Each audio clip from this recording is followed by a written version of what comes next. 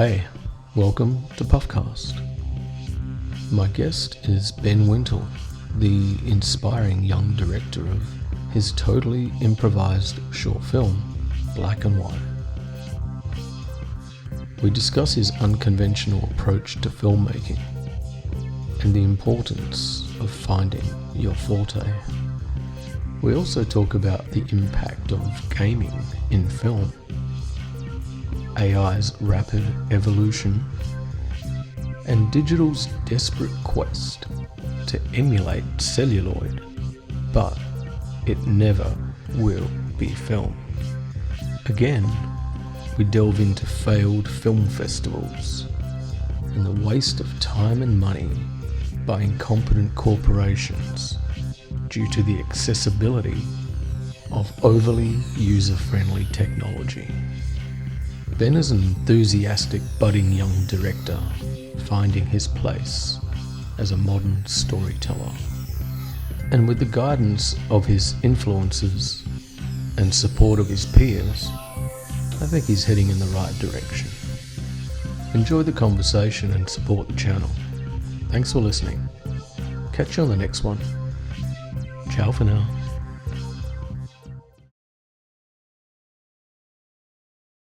So, Ben, welcome to PUFFCAST, and thanks for coming. Thank you very much for having me. No worries. So, do you want to tell us some of your background? I started dabbling with like iMovie and like very like early on iPhone level kind of like short films and stuff. I think like at the end of primary school, maybe early high schools, around that time, that transition point is when I really like, because I was doing stop motion with like Lego and figurines, and that's kind of where like creating moving images was at my fingertips.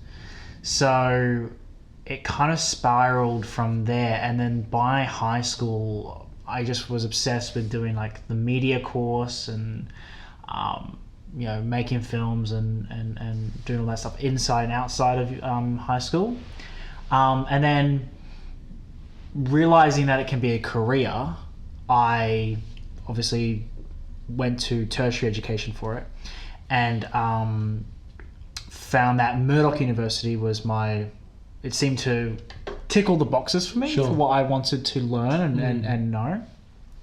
So I did that, and only came out of it, I graduated in 2022. So it's very fresh out. Was that a good experience? I liked, I think I discovered and learnt a lot of things which I don't think I would have outside of it. But I also do have there is also that challenge, or that being so young, it kind of like swells in my head that, maybe I didn't need the education in order to make a film. I could have used other mediums like YouTube or finding people like that. That is a questionable issue, is education in film, but even music really relevant. I never studied film, but I studied music, and I think we enhance our skills a little bit more, but are they the crux of where you're going to be? Are they going to put you in the right position? There is a significant culture of knowing people to get through life, and things like that. Which a lot of people tend to rely upon. But qualifications, I think, are important, but are they relevant these days? Yeah, I think it's important depending on what you want to do with it. Yeah, your goal. Because yes, I learned how to make films, but the business or the getting a job out of it is a whole other thing. And I've found that my course covered it, but it was very much you had to do your own research. I don't think I was guided enough. So when opportunities came to me, I don't think I took them or recognise them as like For what they are. what they are, and like, you know, I got thrown into a very high-end level production. I thought, oh, here's the ticket, you know, and then it's over, and then I'm not hearing anything about it, and I'm like, oh, am I going to get an email saying, oh, we've got another thing coming, want you back, and you just don't really. And also, I think it was a little troubling as well with what role I want, because I think to make success, you've got to specialize in a particular area, and the area I want to specialize in, which is directing, is a bit of a hard thing to just walk out and there you're a director. It's a bit depending, I think. Unless you run the show. Unless you run the show, yes. But you know, I feel you know it's art and money. It's like. Yeah, look, that's an age-old question, you know. But you do have to answer. You do have to wonder why you can't succeed or be famous in Perth. Like it's not pushing out like it used to in the 90s. We had lots of success in the 90s. That's what I did hear when I was on these high-level productions. The 90s sounded like the real turnaround in Perth. I think it comes down to popular culture. I have a theory that that over time popular culture swayed young minds, you know, and opinions, and you know, you have things like Woodstock, Hendrix, the Beatles, Stones, Elvis, you know, and then you know, in the 80s it was, you know, punk and disco, and then grunge, and I think that the electronic dance movement, the electronica, was the last organically driven popular culture movement. Because by the time the internet came along and then social media was invented, it's been a massive shift. I think popular culture was hijacked by corporates and replaced with toxic social media. And the generation that missed out on the real one, that's what they got. And here we are, where we're questioning the integrity of it all, really. Yeah, I think a big thing that I've noticed is like you're getting so many young people who realise making a movie is at their fingertips. They go into these educational courses and then they come out without a job. And it's like, I think there is a disconnect there. And it's like, I feel like, I think technology, the like evolution of it has possibly hindered. I think so, because it went from having to be qualified to use a device to not. Now this rhetoric that keeps going on and on. Anyone can do it. Anyone can do it. Yeah. But what's the return on investment? Yeah. For us, we're swamped with spam and shit. Yeah. And just crap. Yeah. Where before you had to be a level of talent and skill. There's an interview that Francis Ford Coppola did like a long time ago where he said like not in these words, but when you obtain the profession of film as an art form is going to be lost.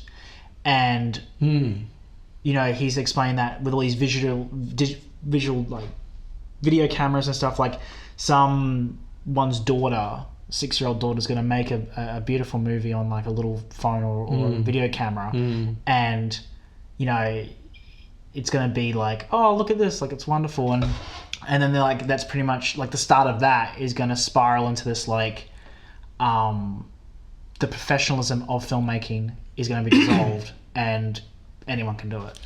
Well, and now with AI, and then that's now so new, and it's gonna. It's like just as one thing starts, like just as one thing we're starting to grapple it, another thing's just coming right away. And the technology's moving a lot faster now. Yeah, and you know, it's but the thing is, if we make everything automated, it's not so much about producing quality work. It's quantity. Well, it's commerce. It's commerce. So digital technology is amazing, especially for filmmaking and music and things like that. But you know, I got sent this link to a video where someone's created an app, and they took a classic song George Michael's song, and you can separate all the tracks, Really? remix it, and then this little sort of DJ, 2 turntables, and you can remix it on this all on your phone. Yeah. And the ad is, anyone can do it. It's so easy. And I'm like, you're insulting our popular culture. Like the popular culture my generation grew up in is being completely and utterly exploited. I mean, it kind of was, but it was only merch back then. Yeah. People just made merch. But now, like, anyone can, like, you know, download George Michael's song and completely, you know, butcher it. Yeah. For what purpose? But then that'll be uploaded on their social media account for people just as untalented to say it's amazing. Yeah. I think one thing that, just on topic of technology, one thing I wanted to bring up as well is I think gaming is another thing that's also changed the creative umbrella. And what I was so stunned, I think it was a few years back, my mate, so the last generation console that I've played was the Xbox One. That came out in 2014. And I'm usually a PC gamer now, and I don't really game as often as I used to. But I remember we were getting food or something, or like having lunch somewhere, and he whips out his phone, and he's playing a AAA Xbox game on his iPhone, streamed from his console from his house. Wow. And I'm like, I couldn't believe, like, I think it might have been Halo or something. I'm like, I can't believe he's playing this game on his phone, which you only remotely without it, like, it's like in a cloud or something. Yeah. And I just was so spun out. And he's like, I'm like, when did this happen? He's like, a few years ago. Yeah. I'm like, wow. See, you put automation on accessibility on top of automation, and you can play a game wherever the fuck you want, you know. But is it necessary? No. I had a gamer living here. He was so addicted to gaming that he failed to pay rent. I had to kill him out. I felt like killing him. Jesus. I had to kick him out. Yeah. But his life, you know, was just gaming. And I said, you know, you should probably go work for a gaming company. Yeah. Can't be fucked. Too busy gaming, you know. Look, man, I grew up in a time where, like, games were being invented. Space Invaders and all that. I'm pinball, arcade. I've got an Xbox, but I play pinball on it. Yeah. Like, for me, gaming was, you go out, you went to Time Zone. It was a social kind of, You could go to a deli and play games and, you know, 20 cents each and shit like that. So for me, it was always get out of the house and do it. Get out. And then when me and my mates all started living together, out came the consoles, and they were just, you know, bonging on 24/7, just playing games. It was boring. I never did it, you know. But then when gaming got to a stage where the graphics improved, now becoming more cinematic. And Final Fantasy, I think, was one of the first gaming movies, and I quite like it. So then what's that other one? Beowulf was the first 3D game. Oh, really? I never heard of this. It's not too bad. Yeah, right. Yeah, but then we go into this realm of, you know, I think AI is awesome for animation. Okay. Yeah, well, it could sort of really it could really depict the kind of animation I love, is that fantasy animation. Okay. And some of those DC and Marvel comics that are just drawn so well, right, could be transferred exactly like that into a film through AI. Yeah, right. You know? Okay. I think superhero animation is going some places. Yeah. You know, but cool. Well, look, let's talk about the film. Yeah. I think we should. No, there's always a little bit of industry banter and shit. But you've got this film called Black and White. Yeah, I think it's the wrong title for it, but... okay, we can discuss that. Yeah. But let me read out the synopsis. Yeah. In the midst of a photo shoot, Damien, a photographer, subconsciously attempts to piece together what went wrong in his previous relationship. So do you want to expand on that? In what way? In the story, or? Well, how'd you come up with the idea? Well, how did I come up with the idea? I think it would make more sense actually if you read the rest. Like, the methodology. Yeah, the methodology. I think if you read the methodology, I think that would that's fine. help, I guess, with how I started the idea. So the methodology says Black and White was created using unconventional filmmaking techniques, lacking a script, and disregarding standard cinematography rules, plus editing to showcase sporadic memories and time displacement, providing a unique viewing experience. Yeah, so it's very much like that. It jumps around quite a lot, but it still tells the story at the same time. Yeah. That was always my key thing with it, is like, always refer back to what the core of the story is. What are we referring to? Because when I had my first edits of it, I think things got very lost. It's like, how do we round back to what the story was? But how did I come up with it? So I hate writing. Yeah, I'm not a writer. Okay. So, but I want to be a director and I want to be a filmmaker. And a lot of the time, in order to get ideas or get a story done, you got to write on a piece of paper. At uni, I think it was around my last few years during my course. It was early on. Actually, I discovered the French New Wave, which was a revolution that happened in the 60s in France, where filmmakers were led by Godard, led by Agnes Varda, and a whole bunch of others, Francis Truffaut and stuff. They decided to reject the norm of Hollywood filmmaking and forgo or do the complete polar opposite to what they did, what America did. So learning about that and watching those films, I became obsessed with Godard and was like, I want to make a movie that subverts this complete flip of what Hollywood does, because I felt like it was like, this is my ticket to creating stuff, like finding an alternative way, because the conventional way I can struggle with. Sure. Yeah. So some time had passed, and then during more and more research, I discovered Terrence Malick. Now, if you watch a Terrence Malick film, you'll see this and go, okay, that's exactly where he got it from. I'm unfamiliar with that guy. So. Terrence Malick, okay, he did Tree of Life. Oh. He did, his first feature film was Badlands. He then did, what's the other? Days of Heaven. That's another big one that he did. Tree of Life, Thin Red Line. I remember the Thin Red Line. Yeah. So that's kind of discovering him opened made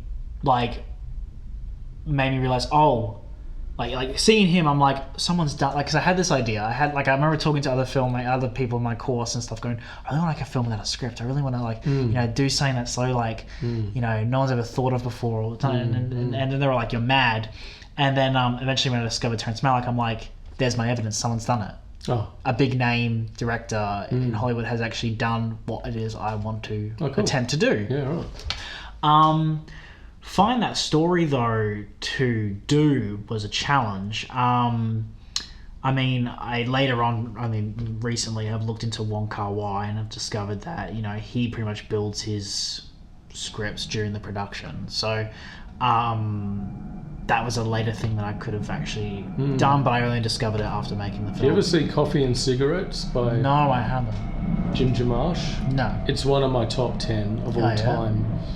Jim Jarmusch is a really interesting filmmaker who kind of emerged in the 90s and very DIY, sort of punk ethos filmmaking.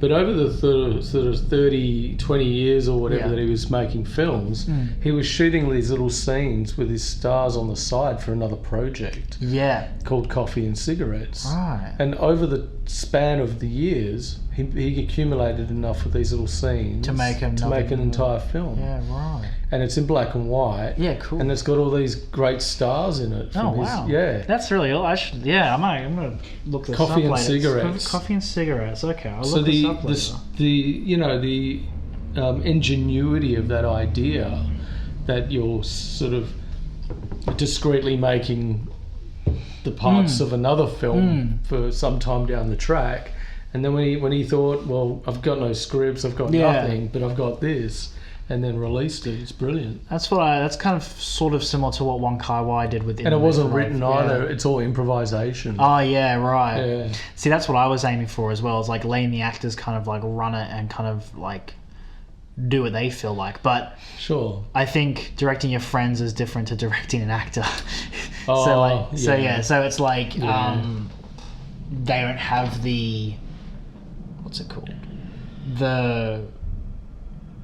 What's the word? What do I say?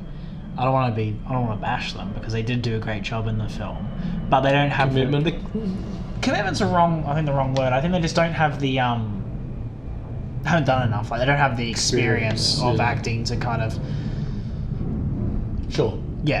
like to really improvise. I mean, one of the skill, the know-how. Which takes more direction. Than someone who's an actor. So well, finding the story, I would guess it's very, very loosely based on an experience I had with one individual, but it's it's not a complicated story, and it looks like the kind of thing people actually go through. Exactly. It's kind of realistic, really. That's kind of what I was going for. Is like, all right, very basic concept, and it's a sort of drama, I suppose, drama of a relationship in sort of tatters, or one of the qualities of your film is the cinematography. There are some great landscape shots in there. And just when I was sort of going through it, I actually just started, instead of scrolling after watching it, I just sort of tapped the arrow button and went sort of frame by frame, 10 seconds down, and just sort of saw it as like these sort of it's photography. Yeah, well, that's actually, I guess, a good thing to point out is that I wanted it to be like that because it's about a photographer. And your character's a photographer anyway. So I wanted to kind of give that feeling. I mean, because I was looking for a screenshot because I didn't. I forgot to send you. That's okay. That's what I remember. I was looking for a screenshot, so I was just kind of going tap tap tap tap tap, and I was like, it's really well shot. Your actors are very photogenic, especially your female character. Yeah, she's like every shot's almost like a Vogue cover girl shot sort of thing. So. I think even though the story is a simple girlfriend-boyfriend breakup sort of story, it's I think that it's not so much about that really, is it? It's about what you're looking at. Yeah, I would. Yeah, the story is kind of secondary. It's very much a visual. I'm a very visual person. I mean, I was awarded a high distinction for my final year film because I was a cinematographer for it. So and then everyone was like pushing me to be like, you gotta go into camera, you gotta be DP, you gotta pursue that pathway. But the thing is, though, camera is very technical, and it goes over my head pretty easily. So yes, I'm very much a visual person, but I'm not a technically diverse person. I do pretty well, but I don't delve into software like some other people would. Like, you're either a techie or you're not, but I can set up a stage, I did production for years, but a main stage, that's someone else's job, I can set up a small stage and I can run gear, and stuff like that. But to have techies will sit and talk to you about tech for ages, and that's who you want to hire as a tech. Yeah, there's one guy that I usually love collaborating with, and I usually get him to be my DP because he is so technically versed that it's just like my old friend Michael, you just be on the phone. He's just like the intricacies that you yourself don't know and maybe don't care. Yeah. But good to know that he knows his shit so well. Yeah. You know. But look, it's about finding your forte, you know, and you've established that you're not a writer, but you're a photographer, you know, cinema photographer. It's important to identify your strengths. Yeah. Because you don't, I mean, how many times are we lobbed with people that haven't identified their strengths and work? Yeah. You know, it's like, by this time. Another thing too, I would say, is like I did this film mostly on my own back. Like I did everything. Yeah. I did the sound, I did the editing, I did it all.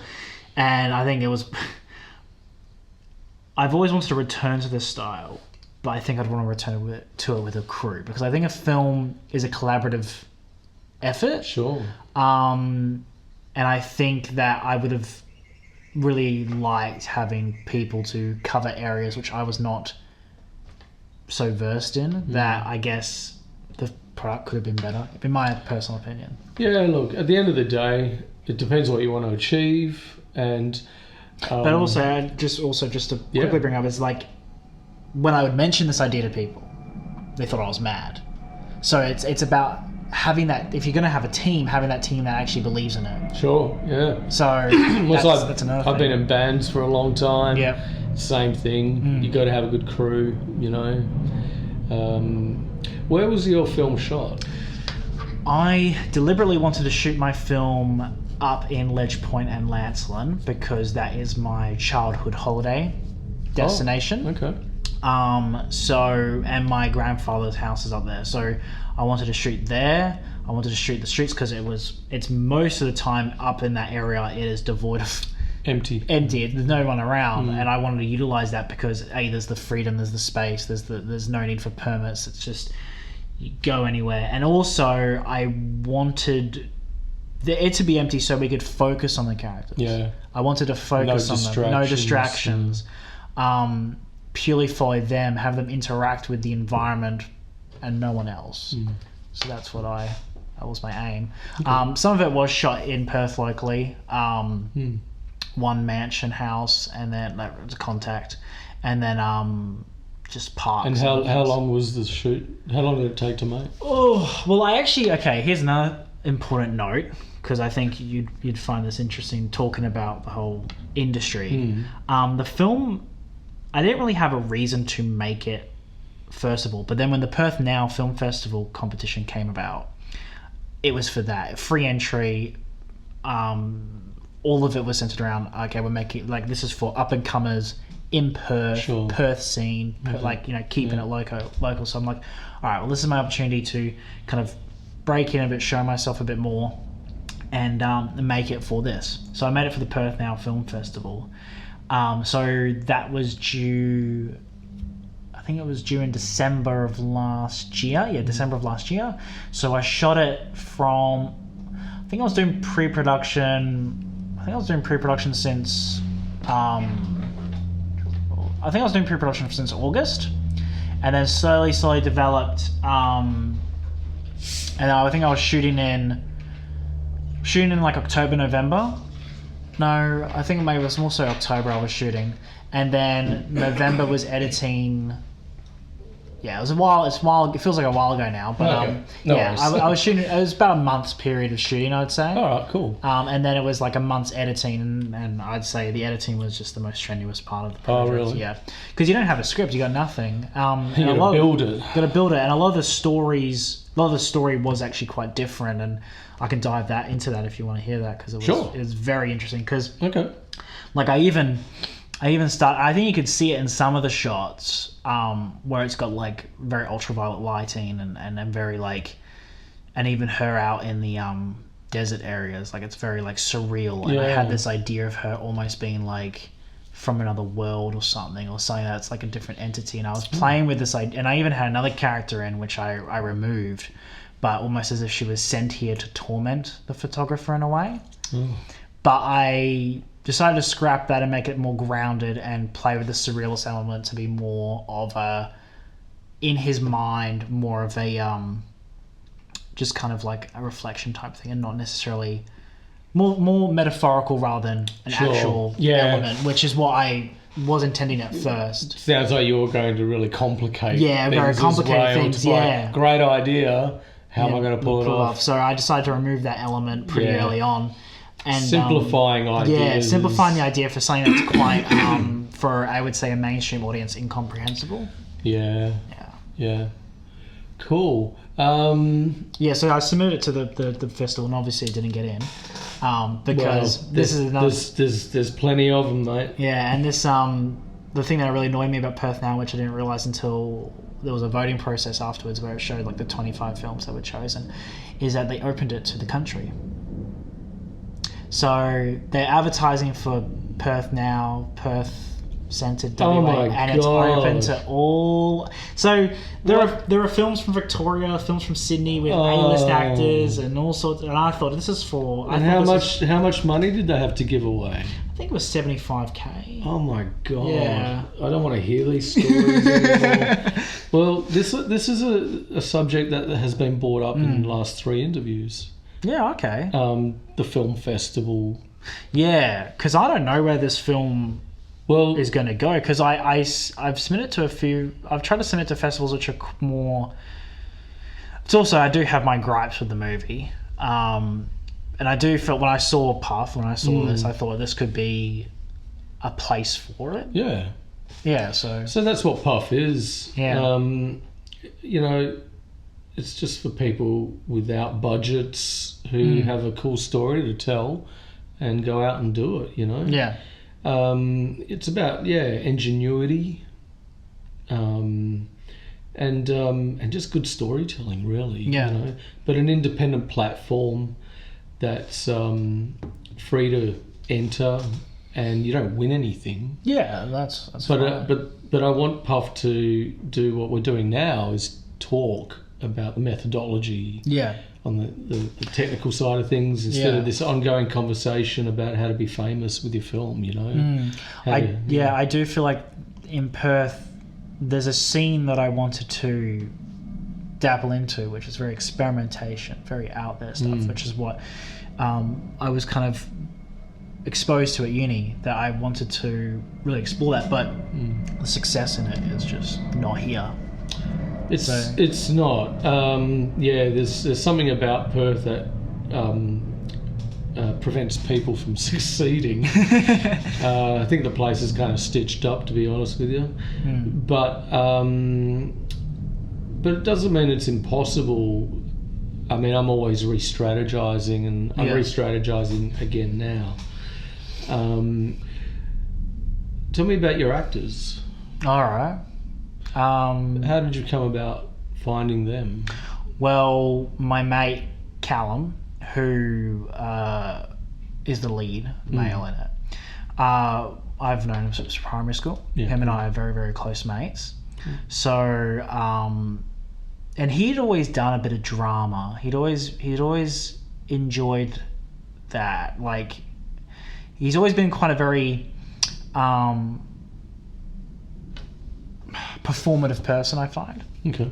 And I remember thinking he'd be right because he's like very reliable for me.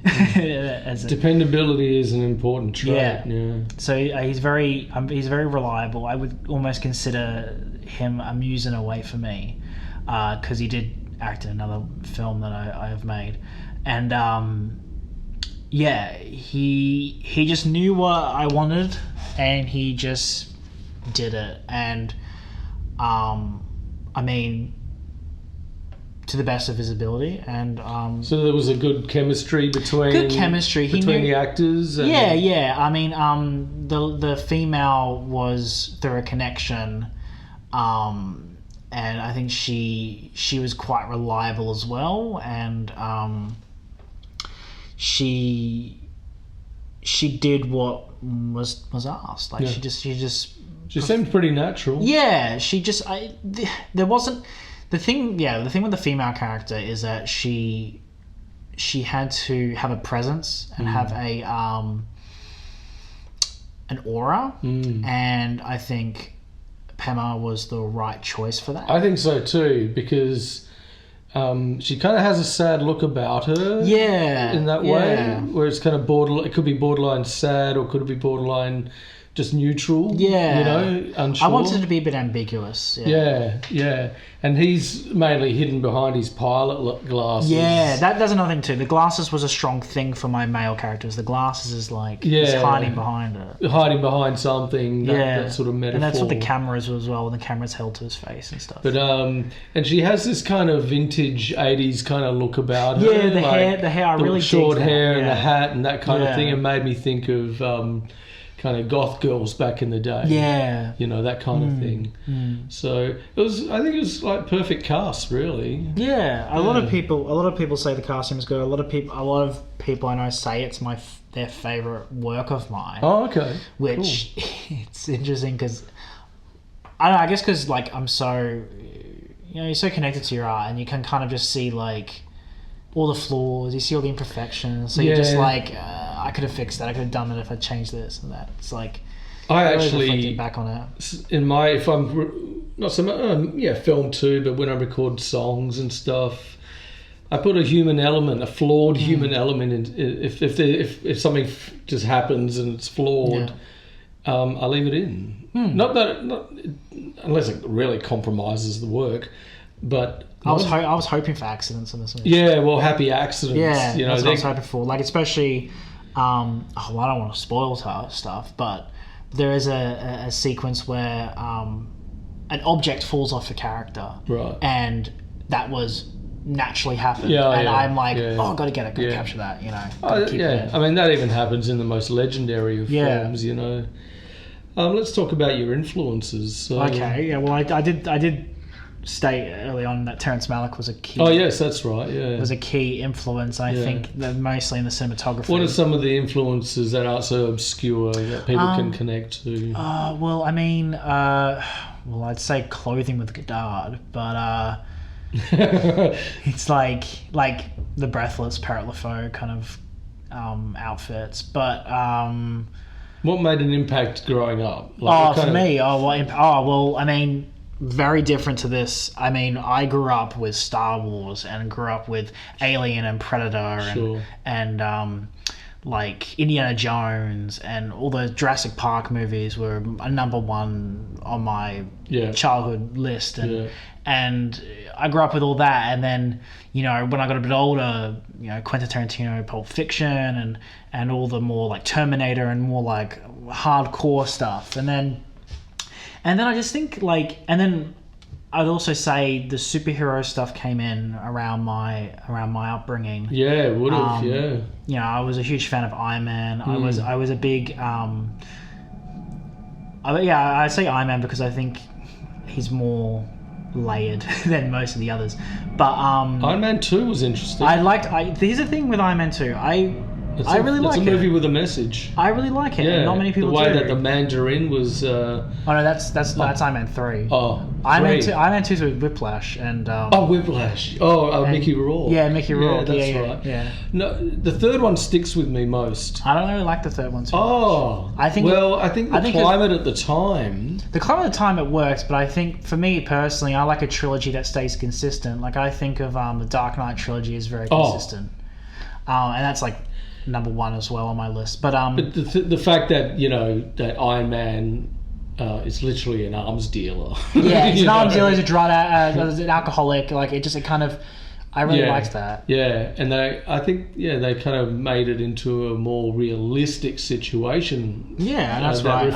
That reflected the times. You know, that's what I liked about it. But the thing about the superhero reboot. And they were all in 3D at one stage, you know. Oh, right. The 3D thing was huge. Oh, I remember that. I really remember 3D coming in when I was young, and I didn't really. I think it was Winter Soldier I watched in 3D. And I enjoyed, because I never liked 3D, but then when I watched that in 3D, I'm like, well, it was a sort of next evolution digital technology. But for me, you know, I worked in. I worked in film festival land for a long time, and then I resigned from everything, and I went into disability services. Oh wow, okay. And so I did this transition where I was into the independent film world for years, and then I had free tickets to the cinema to take my clients to watch AAA kind of. And I watched, and basically I watched all these 3D films and all the superhero stuff, all for free. But I was immersed in this brand new genre of film revolution or evolution, really, with digital technology, and it was mainstream. I always think Avatar was such a pioneer of it. Avatar didn't really make a big impact on me. It made a big impact on me as a child. It would have with you, because I think of the generational sort of thing. And awakening to climate change, awakening to... It was a message movie, for sure. Diversity and but as far as visually, it was fantastic. You know, but I thought it was just a saturated overload as well. Right, okay. And the heavy military element. For me, like, you know what? I'm sick of hearing guns. Right, okay. Well, I've been on the planet for 53 years, and I've been immersed in popular culture the whole time. Yeah. And now I'm just kind of sick of Americans pointing guns all the time. You know? Like, it's just even in even shitty movies, bang bang bang bang. Blah. It's I know, like. Keanu Reeves now is like this master marksman. Yeah, John Wick. Yeah, John Wick. I've not seen him because I think I've seen the first one, but I'm just over the whole gun thing. Like, it's enough. Right. But I suppose being in the independent film world for a long time, you hardly ever heard a gun. Yeah, it's all very sort of non-action based material, But then you immerse yourself into the mainstream, and you're like, and it's all ammunition. Like, I mean, superheroes and Star Wars are a different kind of Star Wars conflict. is very different. Yeah. I mean, Star Wars, like, it's it's fantasy. It's fantasy. It's like I remember having this conversation with Callum actually about Star Wars and how, like, would you even classify it as sci-fi? Like, it feels like it's its own world. It's definitely science fiction. It's science fiction, but it's definitely more fantasy. It's fantasy, It's science. It's sci-fi fantasy. It was literally initially created for children my age. Yeah. Like, and given the toys and everything like that, it's a kids' film. But what happened by the 90s? It was getting rebooted. Yeah. And then my generation grew up still addicted to the old ones. But then you had the toxic nerd syndrome, where all these nerds would critique Star Wars, and they would have been in their 30s at the time, I find it hard to critique Star Wars from a scientific standpoint. Exactly. Yeah. But look, at the end of the day, it's just a fantasy film made for children, Yeah. But the toxic nerd thing got to a stage where it swayed production decisions. Yeah. Because by that time the internet had been completely established. Rotten Tomatoes was a thing, and I think toxic nerds changed the design of what's the Sega game? The character. Which one? What is it? The really fast one. Sonic. I'm going to kick myself. Yeah. The film company released the image online. Yeah, I remember that. Yeah, and then everyone went, "No, it sucks. Do it again." Yeah. And they did, and it got approved. Yeah, by the fans, audience, by fans. I think that's cool. Yeah. But too much opinion. Everyone has a fucking opinion now. Which is a major contrast to where you would you open the paper, the movies. What's on at the movies? That sounds cool. Yeah. We'll go and watch it and just have a completely sort of, neutral, I'd say virgin experience. Eye. Yeah. And that's what I love, walking into a cinema. Or without knowing anything about the movie and just going to see even it. a live music sort of festival. I don't want to read a program. Yeah. I just want to stumble into this act and this act and that, I still remember my grandmother telling me about how, you'd go to the cinemas and you get little, like, paper. I've got a few of them actually. I've got a copy of the Ben-Hur and the Guns of Navarone like booklet that you'd get at the cinema after watching the film about all the cast, acting, the production and stuff. I've got some vintage material you would like to see. old like promos and press kits. Yeah. That came from. I'd cinemas, also mention about my like influences and upbringing. Out of all my friends, like I was watching a lot of old stuff. Yeah. Like I remember mostly because my grandmother was actually a bit of a cinema fanatic in a way.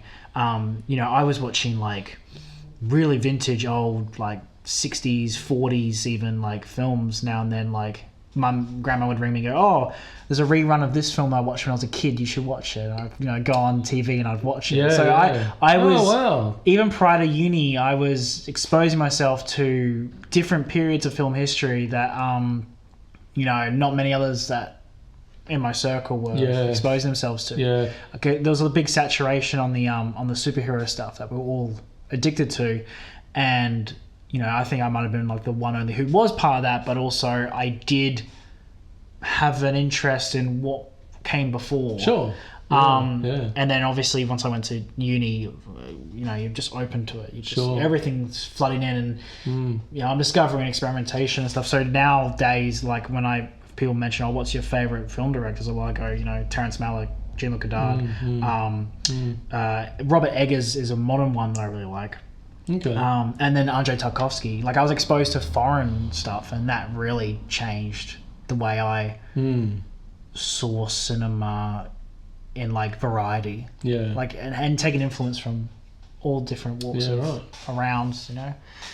I mean, I think the latest thing that I might have been anime. I mean, I only got into that during high school, but very basics, like I think mean, Neon Genesis Evangelion exposed me to a different type of like experimentation, different type of surrealism that exposed me to that idea. Yeah, I was right into manga when it came out. Right, yeah. It was manga, and then anime kind of evolved from manga. But now I think anime is just too saturated. Yeah, I say it's more saturated than any other form of medium. Yeah, and some of it's cool, but I don't like the simplistic anime. That's just, I just find it a bit lazy. It looks kind of lazy. I like my 90s look. Yeah, I really like the 90s aesthetic. Ghost in the Shell. Oh, I love Ghost in the Shell. The original? Yeah, I love the original Ghost in the Shell. Yeah, and Aeon Flux. You ever see I haven't seen Aeon Flux, no. It's good? You'll love it. Oh, yeah. It's, so when MTV came about, they created this thing called Liquid Sky, because they were promoting these like local short animation filmmakers. Yeah. Beavis and Butthead were part of Liquid Sky. Yeah. Aeon Flux. Yeah. The Head is awesome. And these were all like independent filmmakers and animators that just made cool weird shit. Yeah. That they couldn't get on anywhere else but MTV, you know. Yeah. So we kind of have nowadays, I guess we have SBS Viceland as World Movies. SBS World Movies kind of show some weird stuff, I'd say nowadays. Yeah. There used to be a show called Eat Carpet on SBS years ago, which was all experimental film. And it would be on late at night, and it's kind of like, Eat Carpet. Yeah. It would just kind of like spring out on you, and you would see these amazing films. I think we've got to, because I was speaking to someone about this idea before, where it's like, I think cinemas need to bring back these short films, like they play like prior to support films, like a support film. Well, that's what a B movie is. Yeah. Originally, a B movie. I don't know why they called it B, because it was a short sort of support film for the A-listing film. Because I always remember my grandma telling me about serials, which would play like before the picture, which is like 15-minute episode. Yeah. And I just think that, in Perth, I just think it'd be really, really cool if all the cinemas and all the people around kind of like instigate this idea, like we've got an influx of new filmmakers coming in Perth, why don't we just show their stuff prior to the screening of another main film? Like try and fit it in the I know exactly what I used to roll like that when I used to run Split, and not so much. If I ran a feature, I'd put a support film. It's kind of like a band, like a supporting band. Exactly. Band, that's what I think we're missing. That even the I remember once Channel 9 had a thing partnered with ECU to show like their like students' final films on TV at a point, like broadcast. I had my own TV show. Oh, really? Yeah, I had Spliff TV. Yeah. I ran a local film festival for 8 years. Oh, wow. Yeah. And we had Channel 31 back in the day, and I entered a contract and I did 12-part series. Oh, wow. And it was my local film festival, but on TV. I think, we need something like that. Well, unfortunately, like, I was part of the crew that went for the tender to take over this TV station, and they gave it to a Christian organisation who I think I don't know if they still own it now, but it went downhill. We had so many ideas, you know. Yeah. But that's the way the cookie crumbled. But now, I mean, I'm watching my own films on my TV because I can upload them to YouTube and cast them to my smart TV. YouTube is another thing now, yes. Yeah, so the YouTube sort of revolution, which I think is a bit of a void now. Well, I think it could have been more heavily regulated in the beginning. Yeah. I think this whole thing about like setting up an account is too easy and anyone can do it. Yeah. But then like you should have standards, or you should have like, you haven't used this account in 3 years, you know, or, you know, get out, or it just automatically deletes or something like that. What are we going to do with all this shit content sitting in the ether, you know? Yeah. I mean, I was planning on putting black and white on YouTube. Like, well, I think I'd sent a YouTube link of it unlisted. But I was actually planning on putting it on YouTube. I noticed, I was planning on putting it on YouTube if it didn't get into any festivals for next year. So, like, that was the plan with that. But it's cool to get it screened somewhere. Yeah. It'll you know, the backlot's got some pretty good equipment. It'll look great and sound cool. Tell me the story behind Black and White. Well, originally the film was going to be in black and white and colour. Oh. And then I just removed that idea because I liked the colour of it. Like, all the shots, I liked them all in colour. I didn't really like them in black and white. And then I think I mainly did it because he's supposed to be a black and white photographer. Oh. And I kind of did that subtly when, you know, he's taken a photo of the girl and it, you know, he snaps and then it cuts to black and white on that image. But I do feel like it's not enough of an impact. I feel like I should have done it. I think I was going to do it sporadically throughout. Like, every time he'd take a photo of her, it'd be in black and white. But I kind of forego that idea, and I just couldn't think of any other title, so I just went black and white. And then I just also thought about, like, you know, their relationship is black and white. Like, I kind of try to find a metaphorical kind of sense of to why it's that title. You know, that's what I thought of when I watched your film, and thought, it's like, well, this is just a black and white to and fro kind of yin and yang thing in this relationship.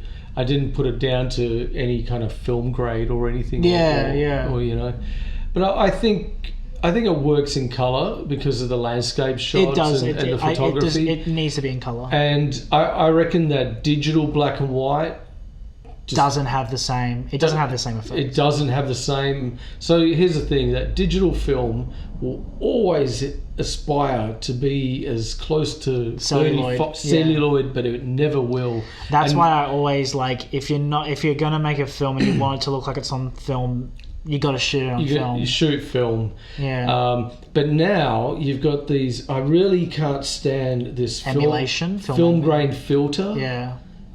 Oh my god! And you can just see it's really just a GIF. I had to do it. I did a bit of it. I don't know if I think I removed the grain or I kept the grain in, but I also put halation on it. But yeah, it's not. This is digital film mocking celluloid. Yeah. It literally is, because now digital film has gone, okay, I'll never be digital, I'll never be celluloid, but I'm going to make everyone use a film filter on me, you know? But I think it looks terrible, and sometimes I'll look at a great piece of work and then they've put this bloody, you know, scratchy film. But even back in the day, you would complain about the scratches on film, you know? And they've done it with VHS as well, the tracking lines and all that kind of thing. I get it because it's generational. Like you guys never really kind of had it. Yeah. But it wasn't a good quality. Yeah. It wasn't. Yeah. It was like, oh man, you know. I mean, you know, videotapes got to a stage where you couldn't rent them out anymore because they wore out really quick. Yeah. And so they started depreciating in value. And that's why by the end, like, you know, compact discs came out and replaced them. Yeah. And I was buying them for 50 cents each, so all the tapes, you know. There's, but those, it's depreciation effects, you know. But I think it's just overused now. Yeah. If you make it that anyone can do it, you know. Oh yeah, we'll put this filter, this filter, this filter, this filter over it. And kind of devalues whatever the content is. Yeah. Yeah. But black and white will never get that grain, that sort of murkiness, you know. Because digital imagery shows your grey scales. Yeah. The grey scale, they don't blend. You can actually see the pixels in grey scales. And so it will always want to be celluloid, but it never will. Yeah. Well, cool, man. Thanks for talking. Yeah, no worries. Thank you very much. And congratulations on your film. Yeah. Keep up the good work. And, thank you. I'll see you at Puff. Yeah, no worries. Thank you.